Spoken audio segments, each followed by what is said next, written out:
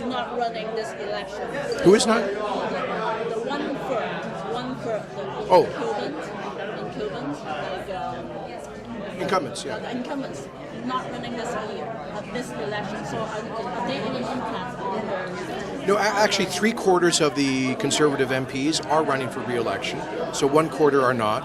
Most of them have been in Parliament for 10 years or longer, and it's a stressful occupation for their families. Two ministers, Mr. Moore, Mr. McKay, recently had young children, and it's become too difficult for them. So I don't think, this means that 3/4 of our MPs are running for re-election. There will be some renewal. I think that's a good thing. You don't always want to have just the same people. There will be fresh ideas, fresh blood, new people like Michael Barsa, and a lot of stability, continuity, and experience. I think that's a good mix, actually.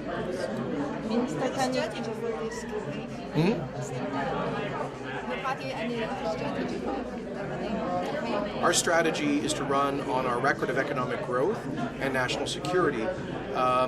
We have one of the best economic records in the developed world, the creation of over 1.2 million net new jobs since the global economic downturn, the lowest taxes in Canada at the federal level in 7 decades, since the 1950s, expansion of free trade, a balanced budget, fiscal discipline. So our strategy is to focus on those things and to promise to continue in that direction. Fiscal responsibility, low taxes, economic growth, and security. Our strategy is to focus on the proven leadership of Stephen Harper on economic growth and security. But according to the Kenney statistics, the GDP decreased. So what do you think about that? Well, there's no doubt we're going through some challenges in the oil sector in my home province of Alberta because global oil prices have been cut in half. Other commodities industries are also challenged by reduction in prices because of reduction in demand in China and economic problems in Europe. But this is precisely why we need a government focused on strong economic policies to insulate Canada, to protect us from international shocks. That's why we need a balanced budget, fiscal discipline, low taxes, less regulations on business, more external trade markets. So our policy is fundamentally the right one. Obviously, we will be affected occasionally by declines in global commodity prices. The question is, how do we best prepare ourselves for those international economic changes? And I think we're well prepared for this. We're one of only 2 G20 economies to have balanced its budget. We have the lowest federal taxes in 70 years. We've had the best employment growth of any of the major economies. We've expanded free trade agreements from 4 countries to 45 countries.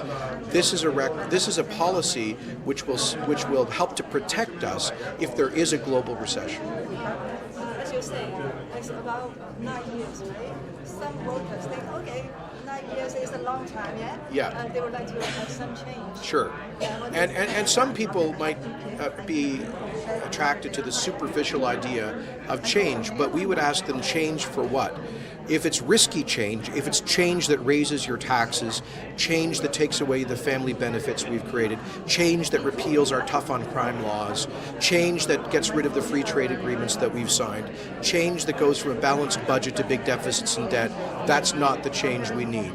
We need to continue with proven leadership on economic growth and security, not just to vote for change, which could have dangerous consequences for our economy and our ability of families to.